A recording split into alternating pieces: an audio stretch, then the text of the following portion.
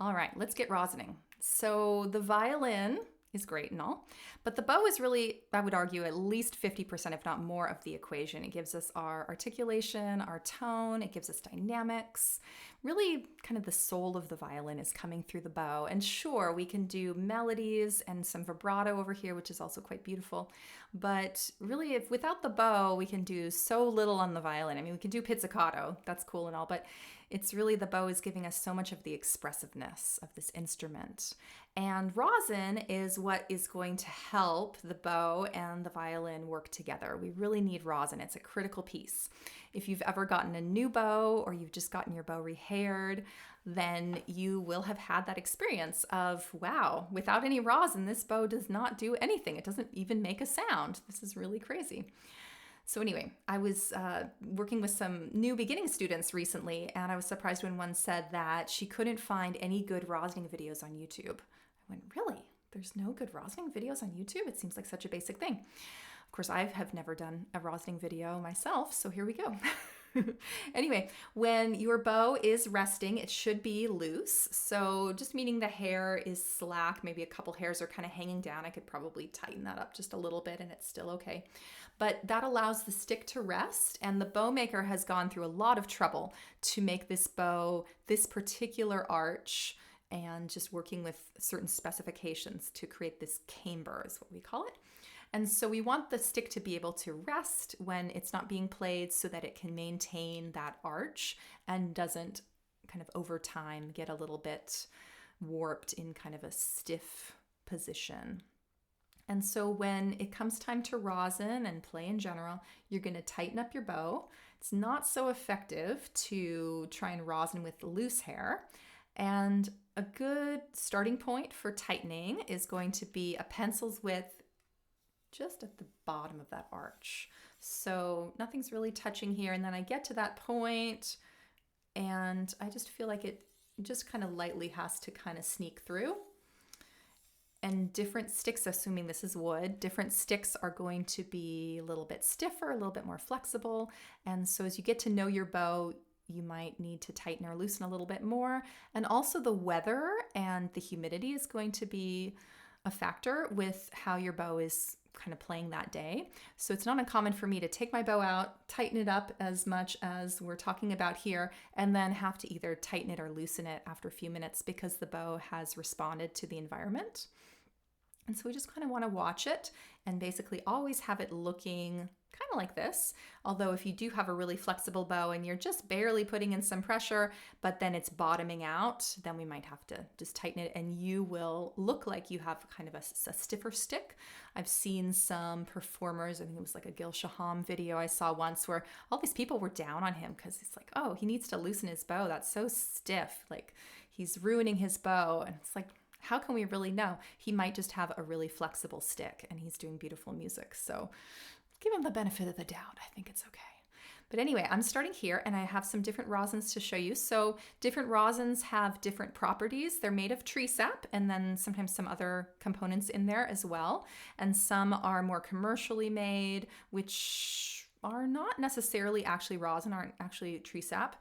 But yeah, there's different types and they have different tonal properties actually. It's not just the violin's tone and the bow's tone. Yes, the bow does have a tone, but the rosin is a component as well. And of course your strings as well. So if you're kind of working on maybe brightening up a violin or darkening up, warming up a violin, you know, just that whole picture, rosin wouldn't be the first thing that I would do to change that, but it is part of the picture. So anyway, a lighter rosin might have a little bit of a brighter sound.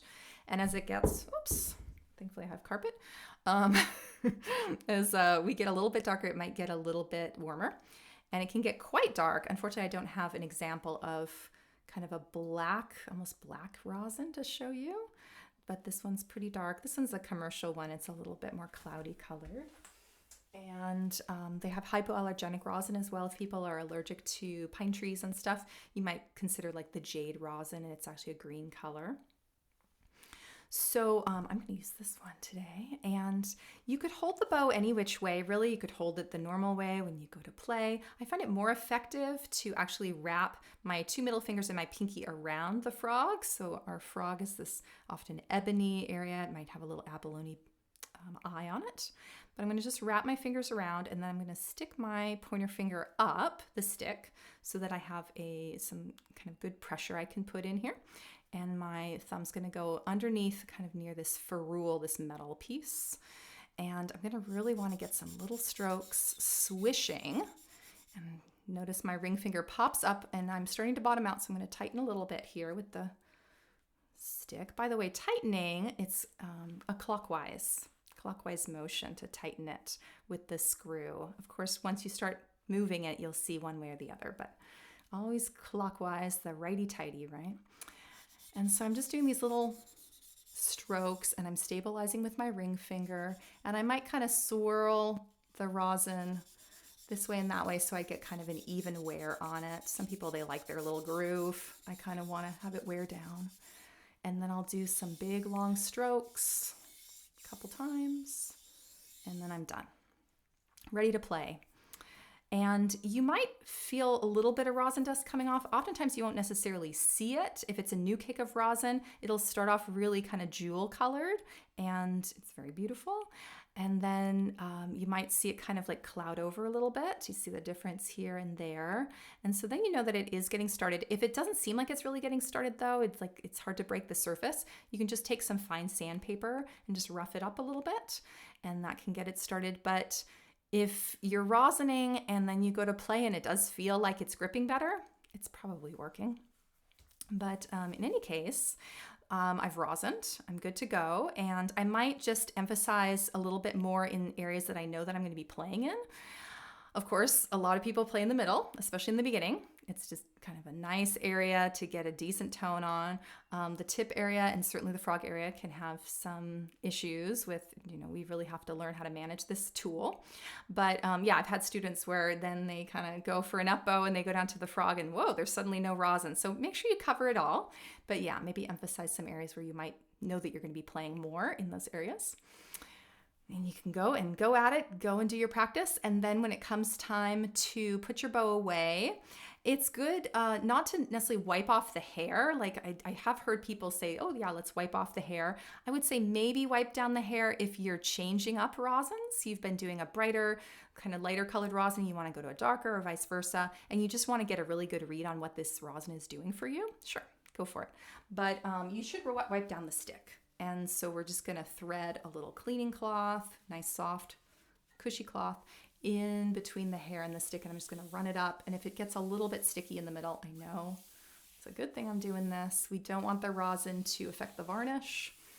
You want to wipe down your violin as well. I find one big benefit of not rosining necessarily every time I practice is that I don't get a lot of rosin dust on the violin or the strings. Some, definitely on the strings, but I don't really see it going down onto the violin belly that much. I still wipe it all down, but I know that I'm not really risking that varnish too much. Not like, of course, sometimes we see the fiddlers with this big kind of, belt of rosin on their violins, like the battle scars, Yes, I've been practicing, but yeah, we generally should wipe down the violin every time we play, at least the strings.